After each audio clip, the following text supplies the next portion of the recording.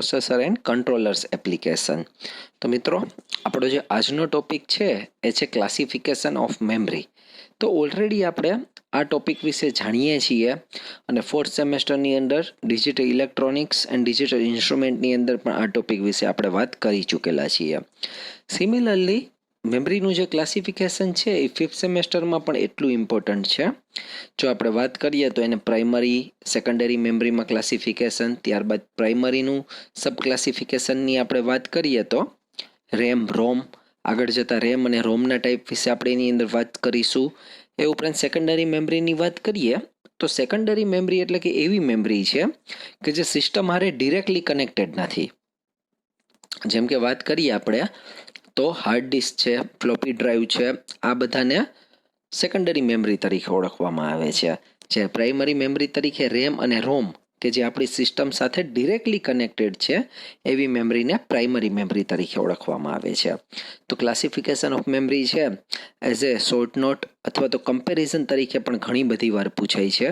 જેમ કે RAM રોમની comparison, એસરેમ D રોમની comparison, આ ઉપરાંત ફૂલ ફોર્મ માટે પણ ઘણી બધી વાર પૂછાય છે. જેમ કે ઈપી રોમ, ઈઈપી રોમ, એમ રોમ, આ બધું શું છે એના ફૂલ ફોર્મ પણ પૂછવામાં આવે છે. તો એ વાત થઈ ક્લાસિફિકેશન ઓફ મેમરીની. એના પછીનો જે બીજો ક્વેશ્ચન આપણે જેની ચર્ચા કરવાના છીએ એ પણ આપણે ફોર્થ સેમેસ્ટરની અંદર ભણી ચૂક્યા છીએ, એ છે આપણી ડીકોડર સર્કિટ. તો આપણા માઇક્રો પ્રોસેસરની આપણે વાત કરીએ તો એની અંદર ટોપિક છે 3 to 8 ડીકોડર. ડીકોડર એટલે મિત્રો આપણે બધા જાણીએ છીએ કે લેસ નંબર ઓફ ઇનપુટ આપતા મોર નંબર ઓફ આઉટપુટ મળે એને ડીકોડર સર્કિટ તરીકે ઓળખવામાં આવે. જેમ કે 2 to 4, 3 to 8, 4 to 16, આ બધા ડીકોડર છે. અને ડીકોડરની અંદર જો તમને યાદ હોય તો આપણે એક બેઝિક સર્કિટ, ટ્રુથ ટેબલ અને લોજિક સર્કિટને આપણે ડ્રો કરતા હતા. ખૂબ જ સિમ્પલ વસ્તુ છે. અગેન અહીંથી આપણે બધી વસ્તુને ફરીથી સમજીએ છીએ, તો ખાસ ધ્યાન આપજો. તો આપણે સ્ટાર્ટ કરીએ આપણું ક્લાસિફિકેશન ઓફ મેમરી. કે ડિજિટલ ઇલેક્ટ્રોનિક્સની અંદર મેમરી ખૂબ જ સિગ્નિફિકન્ટ રોલ પ્લે કરે છે. કોઈપણ ડેટાને ટેમ્પરરી અથવા તો પરમેનન્ટ સ્ટોર કરવા માટે મેમરી ખૂબ જ અનિવાર્ય ભાગ ભજવે છે. તો ડિજિટલ ઇલેક્ટ્રોનિક્સ છે, micro processor, micro controller, embedded system, આ બધાની અંદર મેમરીનું હોવું એક અનિવાર્ય રૂપ બની જાય છે.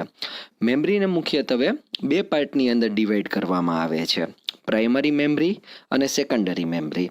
તો પ્રાઇમરી મેમરી છે એને સિસ્ટમ મેમરી પણ કહેવામાં આવે છે, જ્યારે સેકન્ડરી મેમરી છે એને સ્ટોરેજ મેમરી તરીકે ઓળખવામાં આવે છે.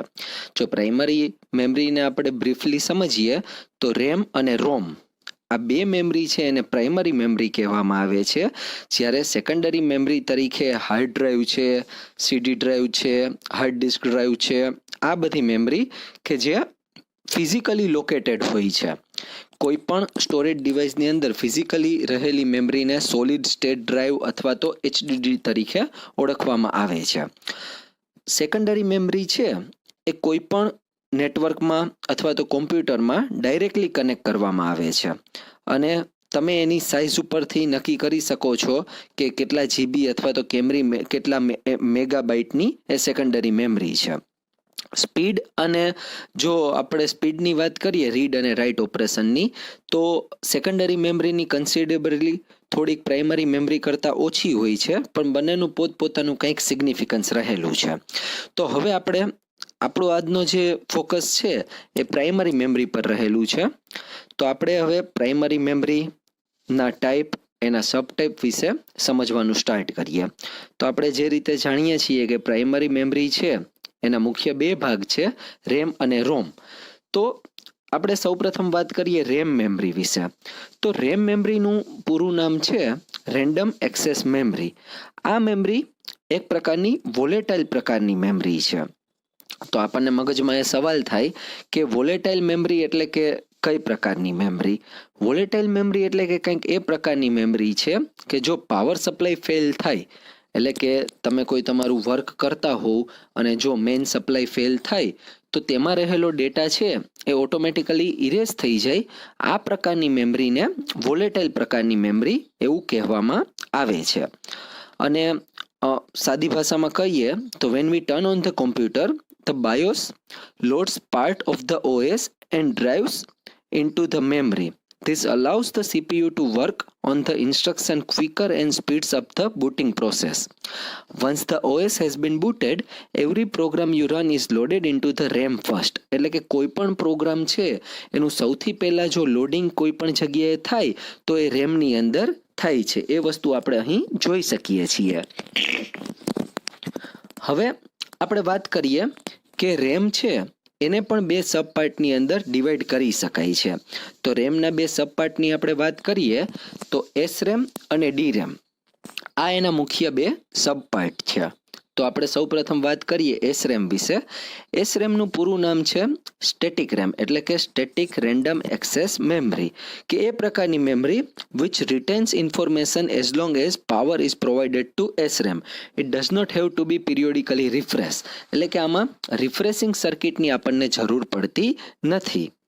આ ઉપરાંત જો આપણે વાત કરીએ તો શા માટે એને સ્ટેટિક એવું કહેવામાં આવે છે? There is a particular reason behind this thing, because the data is held statically without any need of refreshing.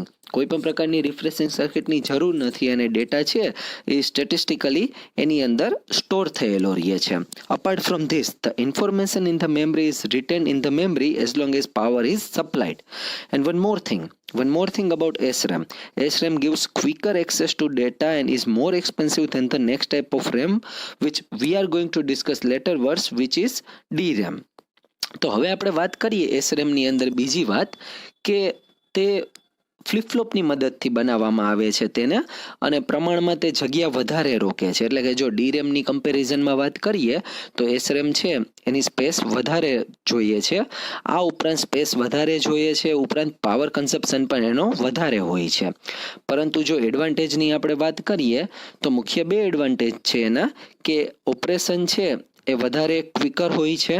આ ઉપરાંત એમાં રિફ્રેશિંગ સર્કિટની જરૂરિયાત પડતી નથી. તો આ વાત થઈ એસરેમ મેમરીની. ઘણીવાર એવું બને છે કે એનો જે એક્સેસ ટાઈમ હોય છે તો આપણને મગજમાં એ સવાલ થાય કે એક્સેસ ટાઈમ છે એ શું છે?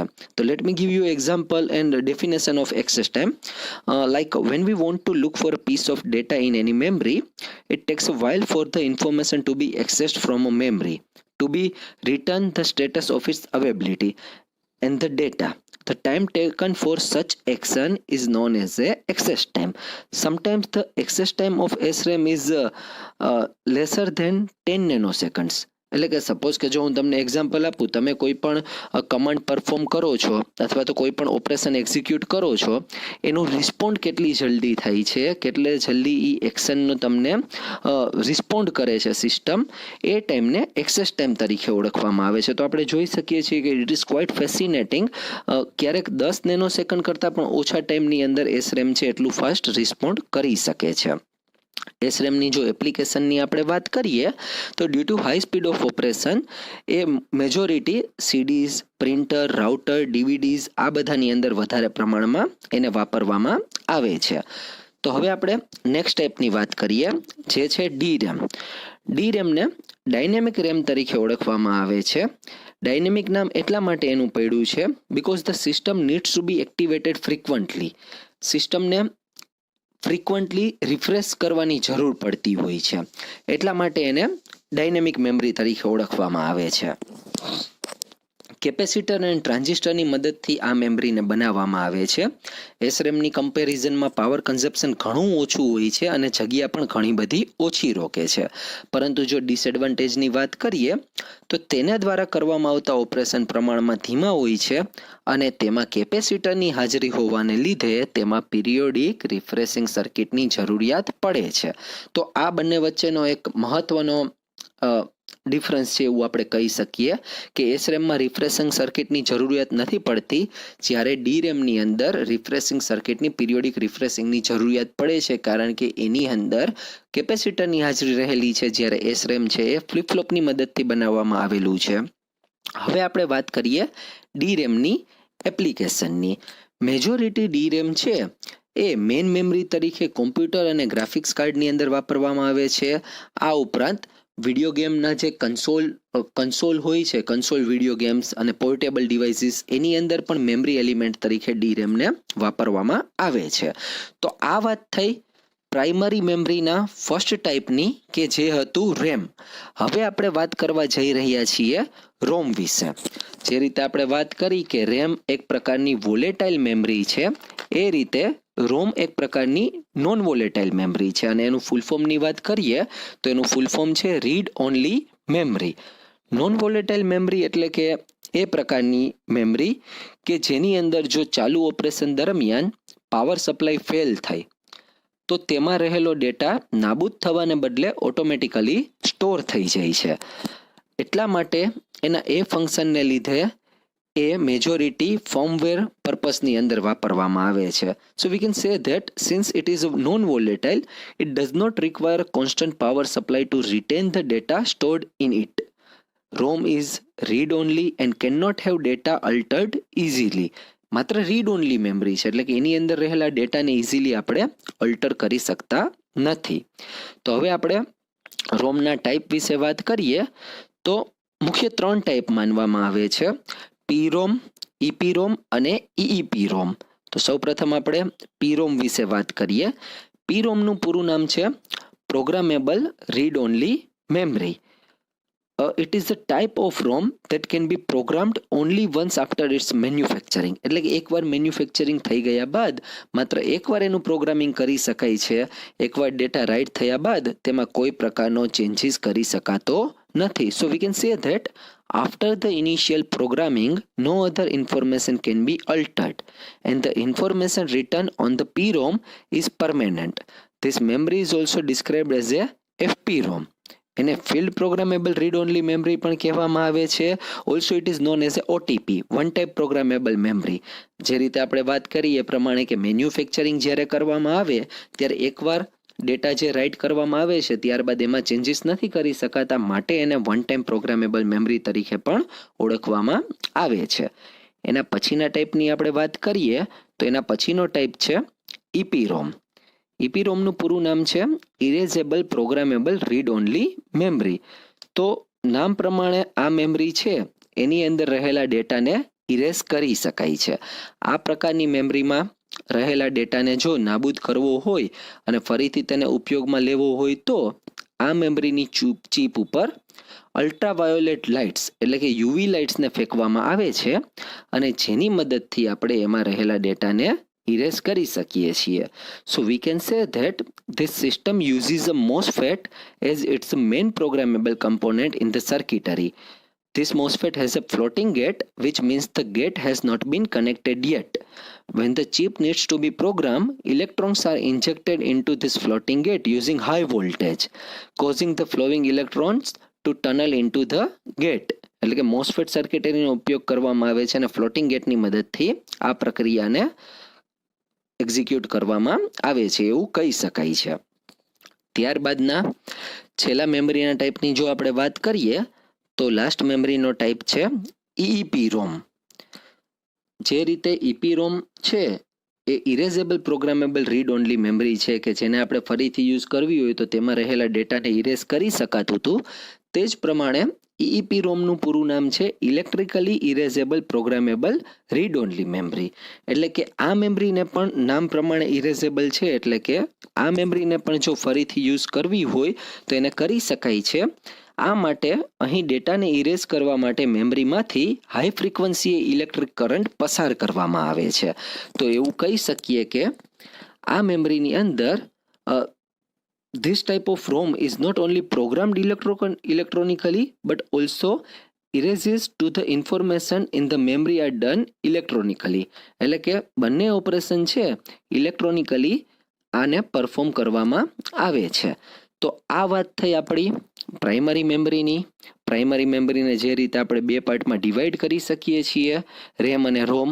આગળ જતાં એના આપણે કમ્પેરિઝન્સ છે અથવા તો ડિફરન્સીસ છે એના વિશે પણ ચર્ચા કરશું. અને ખાસ મિત્રો યાદ રાખજો, કોઈ પણ ઇલેક્ટ્રોનિક્સ કમ્પોનેન્ટ છે અથવા માઇક્રો પ્રોસેસર, માઇક્રો કંટ્રોલર છે એની અંદર મેમરી ખૂબ જ વાઇટલ અને ખૂબ જ સિગ્નિફિકન્ટ પાર્ટ પ્લે કરે છે. અને મેમરીની સ્પેસ કેટલી છે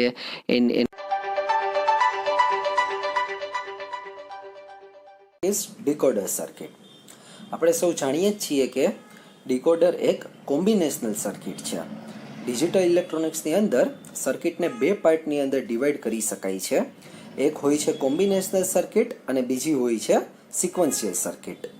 કોમ્બિનેશનલ સર્કિટની અંદર ફીડબેક એલિમેન્ટની જરૂર નથી પડતી અને સિક્વન્શિયલ સર્કિટની અંદર ફીડબેક એલિમેન્ટની જરૂર પડે છે. આ બંને વચ્ચેનો મેજર ડિફરન્સ છે. કોમ્બિનેશનલ સર્કિટના જો આપણે ઉદાહરણ જોઈએ તો ડીકોડર, એન્કોડર, મક્સ, ડીમક્સ, એડર, સબટ્રેક્ટર, આ બધી સર્કિટ છે એને કોમ્બિનેશનલ સર્કિટ તરીકે ઓળખવામાં આવે છે. જ્યારે સિક્વન્શિયલ સર્કિટની અંદર flip flop, shift register, counter વગેરે સર્કિટને સિક્વન્શિયલ સર્કિટ તરીકે ઓળખવામાં આવે છે. તો ફરીથી આપણે વાત કરીએ ડીકોડરની, તો જો એની સિમ્પલ ડેફિનેશન આપીએ તો decoder is a combinational circuit that has n input lines and maximum of 2n output lines. એટલે કે જો n તરીકે આપણે 2 લઈએ તો 2 એટલે કે 4, એટલે કે 2 ઇનપુટ લાઇન થશે અને 4 આઉટપુટ લાઇન થશે, જે બેઝિક એક્ઝામ્પલ છે 2 to 4 ડીકોડરનું. આ ઉપરાંત ડીકોડર છે એ પર્ટિક્યુલર કોડને ડિટેક્ટ કરવાનું કાર્ય પણ કરે છે. ડીકોડરને જો સરળ ભાષામાં કહીએ તો ડીકોડર એટલે કે એક પ્રકારનું ડેટા ડિસ્ટ્રીબ્યુટર છે. ડીકોડરના ઘણા બધા અલગ અલગ પ્રકાર છે, જેમ કે 2 to 4 decoder, 3 to 8 decoder, 4 to 16 decoder. દર વખતે એવું થતું હશે કે ઓછી ઇનપુટ લાઇનમાંથી વધારે આઉટપુટ લાઇન આપણને મળતી હશે, એટલા માટે ડીકોડરને ડેટા ડિસ્ટ્રીબ્યુટર તરીકે ઓળખવામાં આવે છે. તો હવે આપણે વાત કરીએ સૌથી સિમ્પલ ડીકોડરની, કે જે છે 2 to 4 ડીકોડર. તો મિત્રો અહીં આપણે ફિગરમાં જોઈ શકીએ છીએ કે 2 to 4 ડીકોડર જે છે એની અંદર બે ઇનપુટ રહેલા છે. બંને ઇનપુટના આપણે નામ આપેલા છે A1 અને A0. આઉટપુટ આપણને 4 મળે છે, કે જેને આપણે Y3, Y2, Y1 અને Y0 તરીકે આપણે ઓળખીએ છીએ. અને એના બ્લોક ડાયાગ્રામમાં જોઈ શકીએ છીએ કે બે ઇનપુટ આપણને મળે છે અને 4 આઉટપુટ મળે છે.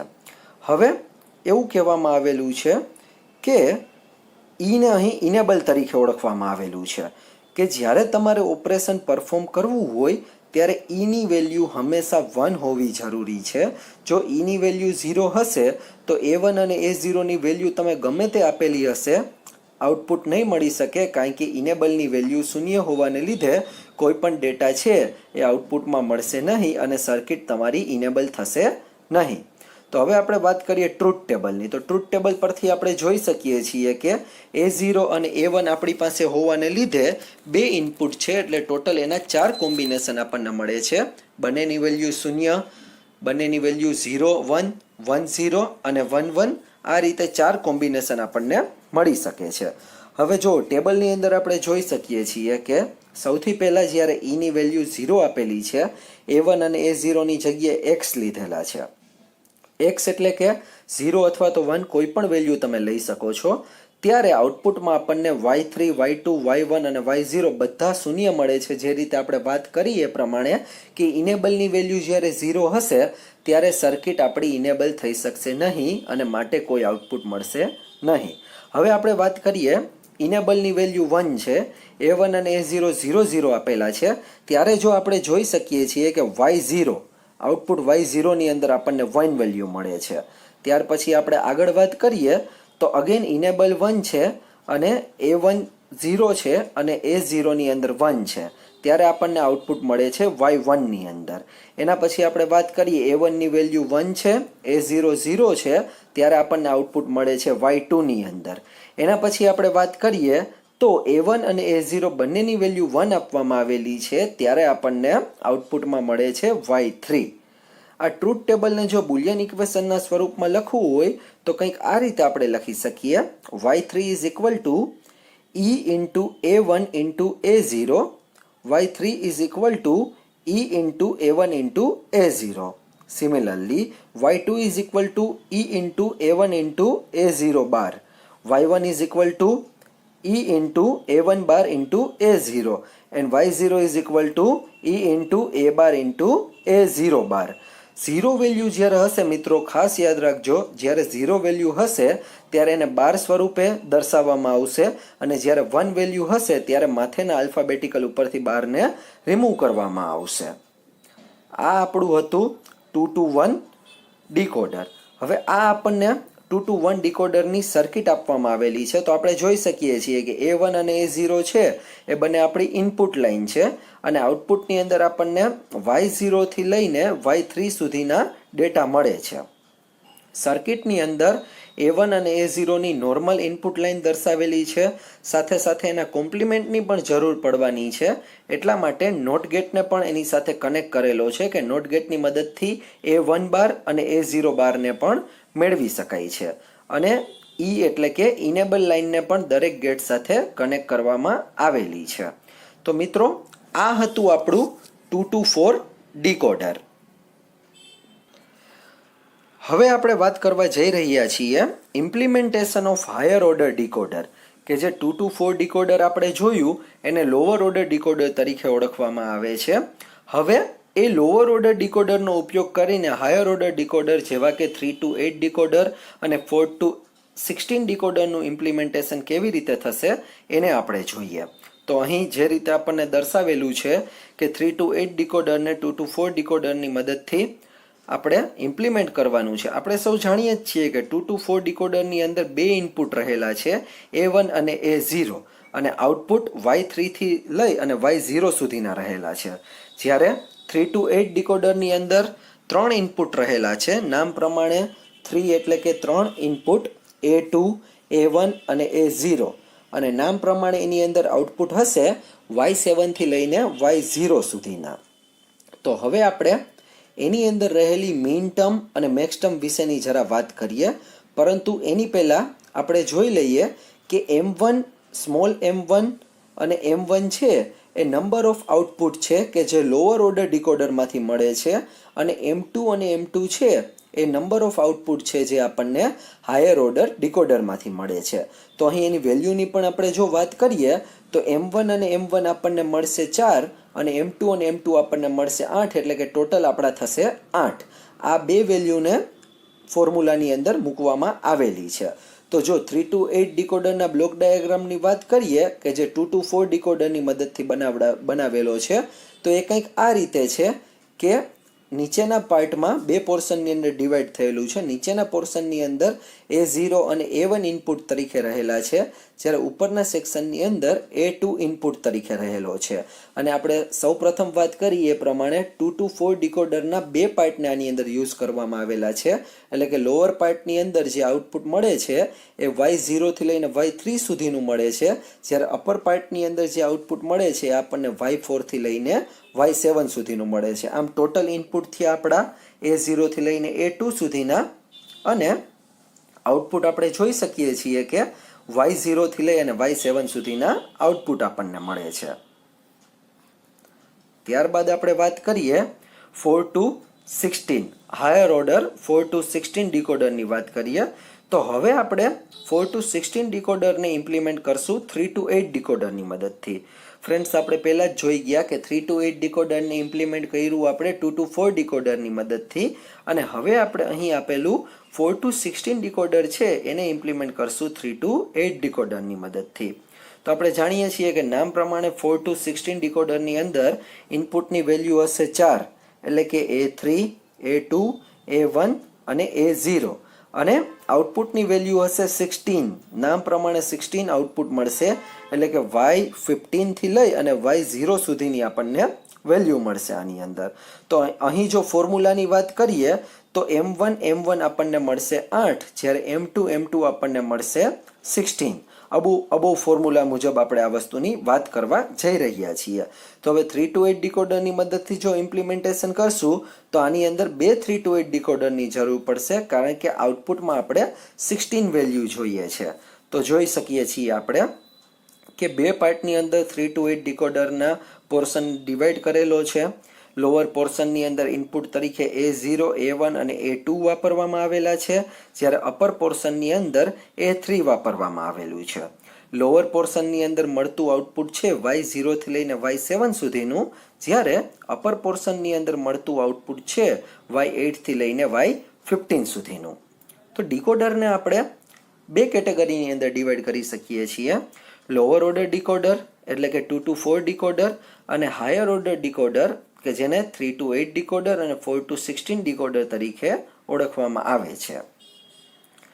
તો અહીં આપણે જોઈ શકીએ છીએ કે લોઅર 8 મીન ટર્મ આપણને મળે છે અને આપણને હાયર 8 મીન ટર્મ મળે છે.